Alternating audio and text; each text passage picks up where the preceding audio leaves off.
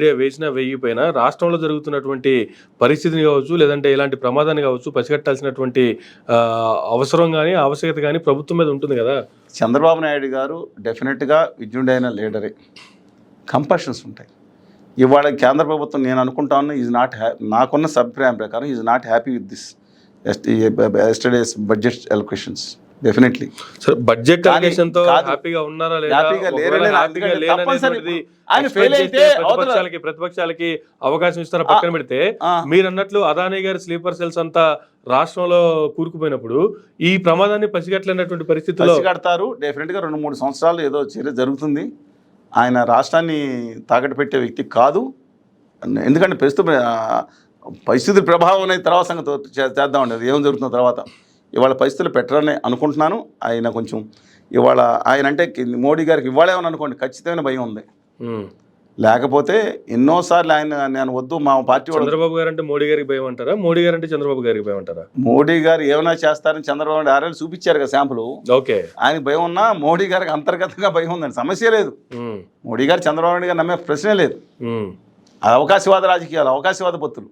Okay, అవకాశం వచ్చినప్పుడు ఎప్పుడన్నా చంద్రబాబు నాయుడు గారు చేయడానికి సిద్ధంగా ఉంటారు రాజకీయంగా. అందుకే మీరేమో అలాంటివి పెట్టుకోమాకండి. ఆయనకున్న అనంగం బంధుబలగం, ఆయనకున్న బ్యాచ్ ఆయనకి వేరే ఉన్నాయి. అదానీ గారి party is not a small party. పాపం అది నితిన్ గడ్కరీ గారు, రాజ్నాథ్ సింగ్ గారు లాంటి పెద్ద మనుషుల గురించి నేను మాట్లాడాను, కానీ వాళ్ళైతే వేరే ఉంటుందండి. These people not going to spare Chandrababu Naidu గారు. ఇప్పుడు అవకాశం కాబట్టి ఇచ్చారు. ఆంధ్రప్రదేశ్ గాలి మోటార్ శాఖ ఇచ్చారు. ఏంటండి గాలి మోటార్, విమానయాన శాఖ. దాన్ని మీరు ఎక్కడన్నా గాలి మోటార్ అంటారు కదండి, గాలి మోటారు సైకిల్ మోటార్ అంటాం కదా మనం. గాలి మోటార్ శాఖ ఇచ్చారు. ఇంకో శాఖ ఏమో మళ్ళీ వాళ్ళే 2 శాఖలు గట్టిగా పెట్టుకున్నారు. గనుల శాఖ గవర్నర్ కృష్ణరెడ్డి గారి దగ్గర, ఆంధ్రప్రదేశ్కి విశాఖపట్నం గురించి అసలు పోతే పోనే అన్నట్టు మాట్లాడిన గవర్నీలు శ్రీనివాస వర్మ గారి దగ్గర. ఇక చంద్రశేఖర్ గారి దగ్గర ఏమో గ్రామీణాభివృద్ధి పెట్టారు. ఇక్కడేమో హోప్ ఒకటే, ఆయన కళ్యాణ్ గారు కోఆర్డినేషన్ చేసుకుంటే రాష్ట్రానికి కొంత లాభం జరుగుతుందని. ఎందుకంటే కళ్యాణ్ గారు డెఫినెట్గా ఈ వంశం మీద ఆయన సమాజంలో ఆయనకి నేను మార్పు తీసుకురావాలనే ఒక ఆయన మార్పు ఉండాలనే కనపడతా ఉంది. అందుకని కృష్ణదేజ గారిని తీసుకొచ్చారు. కానీ చంద్రబాబు నాయుడు గారు ఆ మార్క్ వేయించే ప్రయత్నం చేయాలి కదా సార్. నేను వాళ్ళిద్దరి మధ్యన విభేదాలు కనిపించడం లేనండి ఇక్కడ. This not my job. రాష్ట్రం కోసం అందరూ కలిసి పోరాడాలని కోరుకుంటున్నాను.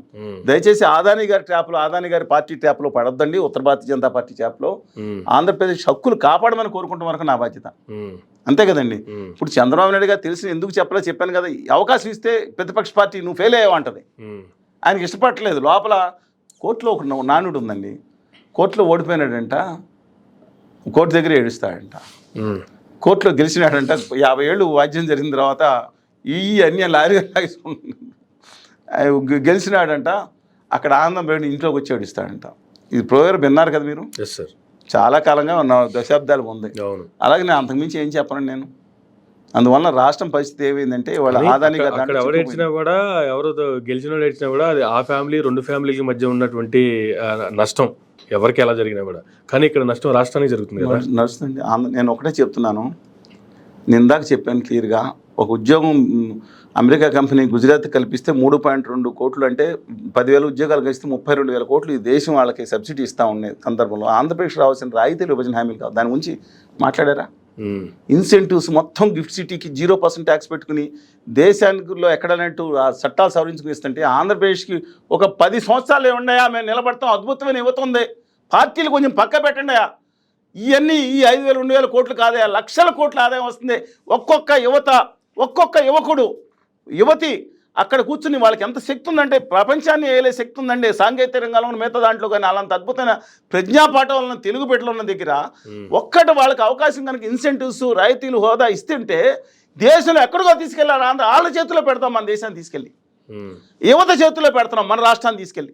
తెలంగాణకు చేసిన దుర్మార్గం, అన్యాయం, ఇంకా అన్యాయం చేశారు కేంద్ర ప్రభుత్వం. విభజనలో కాంగ్రెస్ పార్టీ ఆంధ్రప్రదేశ్కి అన్యాయం చేసింది. విభజన అయిపోయింది కాబట్టి విభజన విధానంలో ఇవాళ ఇంత దుర్మార్గంగా చేస్తుంటే, ఇవాళ ఎంత దుర్మార్గం చేశారో తెలుసు. ఇంకో దయచేసి అందరూ గమనించండి. నేను దక్కన్ హెరాల్డ్, హిందుస్థాన్ టైమ్స్ అన్నీ చదివాను.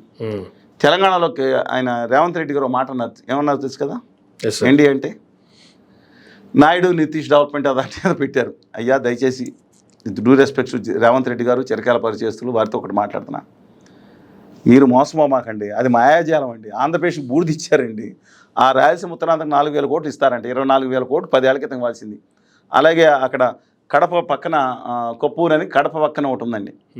ఈ విశాఖపట్నం చెన్నై కారిడార్లో భాగంగా అంటూ కడప టౌన్కి ఆనుకున్న దగ్గర కొప్పర్తి ఇండస్ట్రియల్ ఎస్టేట్ని అక్కడ ఆల్రెడీ స్టేట్ గవర్నమెంట్ డెవలప్ చేసి ఆల్రెడీ ఎలక్ట్రిసిటీ చాలా పథకాలు రోడ్ డెవలప్మెంట్ ఇంకా కొంత కల్పించాలి. రెండోది వారకల్లు, అక్కడ కర్నూలు హైదరాబాద్ టు ఇది చదవటం హైదరాబాద్ టు యూఏలో కర్నూలు వారకల్లు, అక్కడ కూడా వారకల్ ఇండస్ట్రియల్ పార్క్ కింద పెట్టుకుని రాష్ట్ర ప్రభుత్వం చాలా కార్యక్రమాలు చేసినాయండి. కాన్స్టిట్యూటర్ చంద్రబాబు గారు కానీ జగన్మోహన్ రెడ్డి గారు. ఇవాళ అక్కడ వీళ్ళు అంటారు ఎలక్ట్రిసిటీ చాలా వరకు కల్పించారు. మేము రైల్వే 2 చోట్ల కర్నూలు కడపలో రైల్వే లైన్లు ఉన్నాయి చెప్తున్నానండి. నిన్న ఆవిడ రాసింది రైల్వే అని.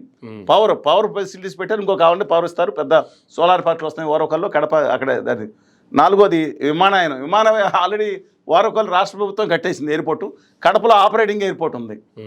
నాకు అర్థం కాంది రోడ్డు రావణ ఇది చేసుకుంది ఏంటండి. ఒక ఇలాగ ఇచ్చినట్టు ఇప్పుడు గుజరాత్కి అదానీ గారి పార్టీ 269% నుంచి 350% వివిధ రంగాల్లో కేటాయింపులు పెరిగిందనే జాతీయ స్థాయిలో రిపోర్ట్లు వచ్చినాయి. ఆంధ్రప్రదేశ్కి తెలంగాణకి దాని మీద కాన్సన్ట్రేట్ చేయడం అనేసి మాకు అంత ఇప్పించాడు. జగన్మోహన్ రెడ్డి గారు అప్పు తీసుకొచ్చాడు చాలా. జగన్మోహన్ రెడ్డి గారు అప్పు తీసుకురాలేదా? అప్పుడు మాత్రం అంటే పప్పు బెల్లాలు ఖర్చు పెట్టిందనే మాట అంటే అవసరార్థం ఖర్చు పెట్టారు, అంతమించి కూడా ఖర్చు పెట్టారు, నేను కాదంటలేదండి. కానీ ఇక్కడ అప్పు తీసుకొస్తే ఆనందోత్సవాలు చేసుకుంటాం నాకేమో అర్థం కావట్లేదండి. ఎఫ్ఆర్ఎం ఆయనకే ఎగ్జామ్ ఇచ్చారు.